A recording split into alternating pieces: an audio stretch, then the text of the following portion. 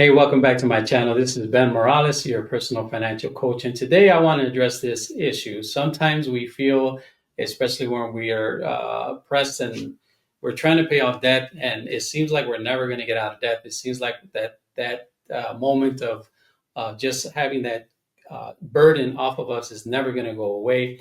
Well, I want to encourage you. Sometimes just taking a quick step back and implementing these 3 points that I want to cover today can help alleviate some of that burden, can help alleviate some of that the stress that you feel when you're trying to pay off debt.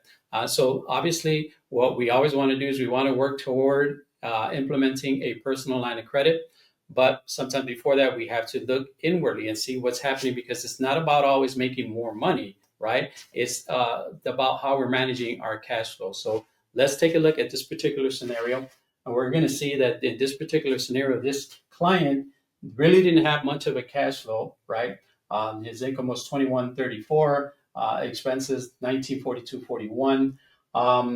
He had debt payments. Rather, his debt was a total of 5,547. This was in a credit card, right? And then this here was an auto loan.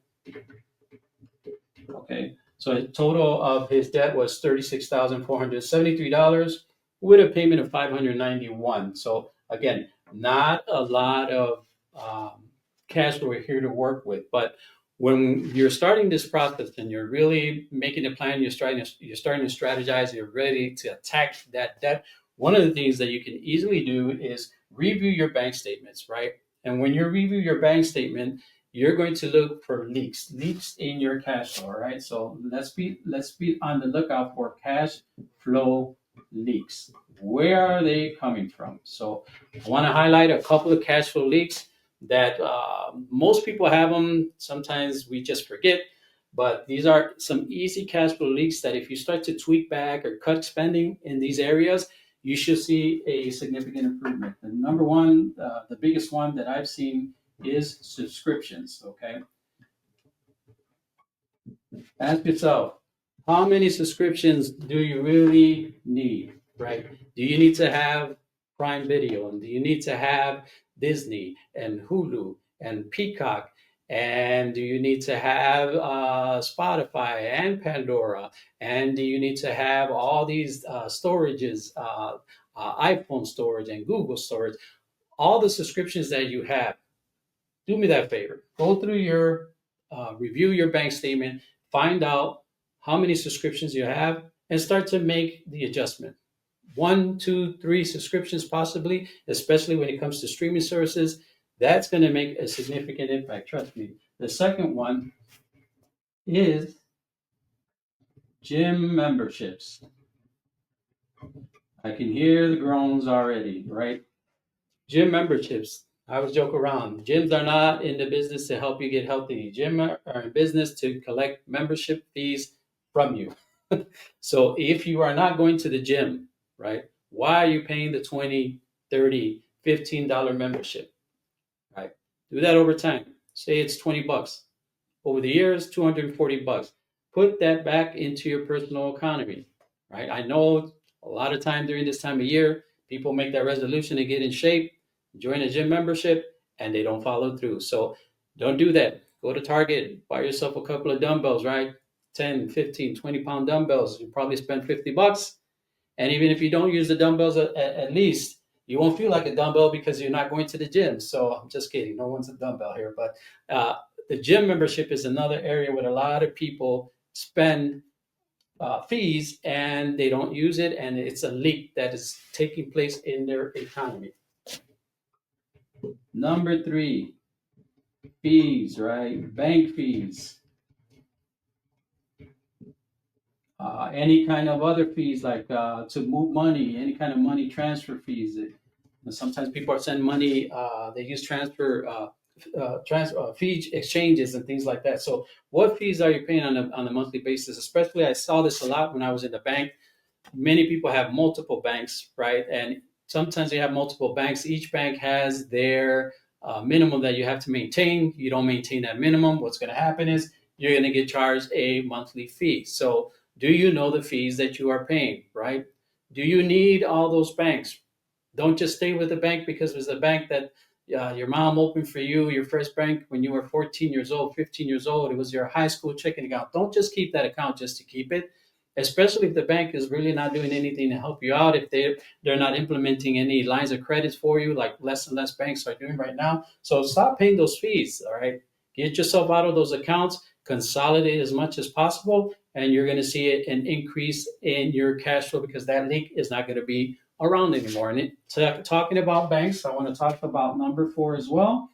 And these are rewards. Okay.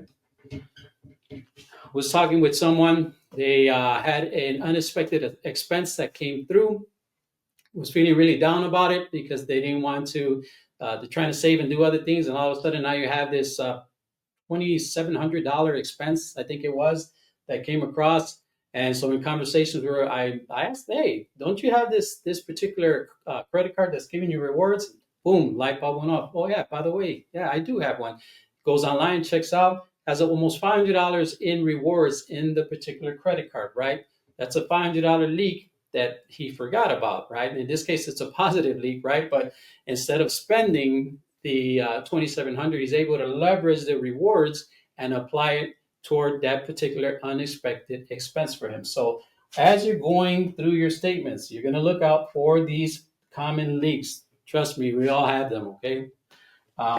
The next thing we want is you want to move your money, right? After you've gone through your statements, you want to move your money from your checking accounts, and you want to start basically seeing, okay, when you're scheduling yourself bills, right, and you're trying to pay off some credit card debt, leaving money in your bank account for an extended amount of time is not good.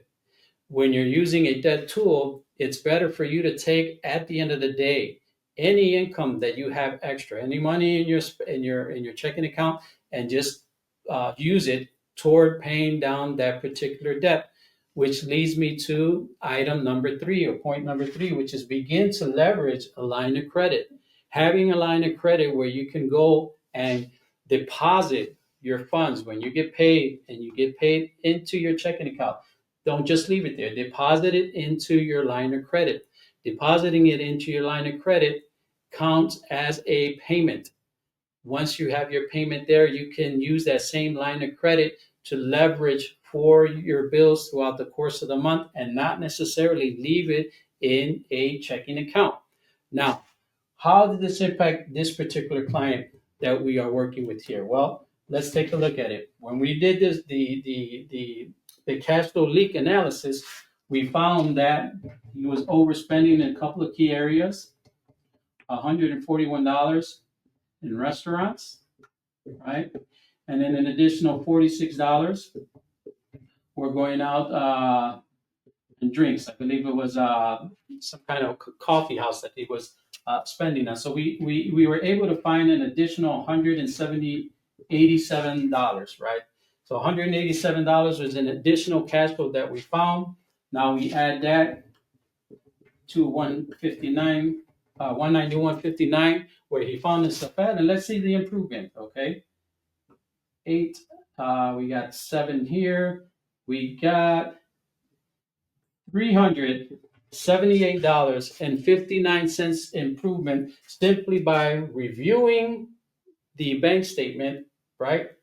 And now we're going to start leveraging the personal line of credit.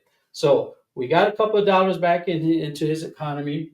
We got this personal line of credit, right? We know it's in a 9.5 interest rate. We're using a personal line of credit that's 10%, but we're not going to charge the entirety of the $10,000 that's available on a personal line of credit. What are we going to do? We are going to eliminate this credit card, which had a payment of $148. Let's go back and see now how that is going to impact the cash flow. And that is going to impact it. You got 8 and 8, 16, 7, 12, and we're coming in at $526.59. So this is how cash flow improved. Cash flow went up, right? I go back to the video. Is he making more income? No, he's not. What did we do? We address the leaks.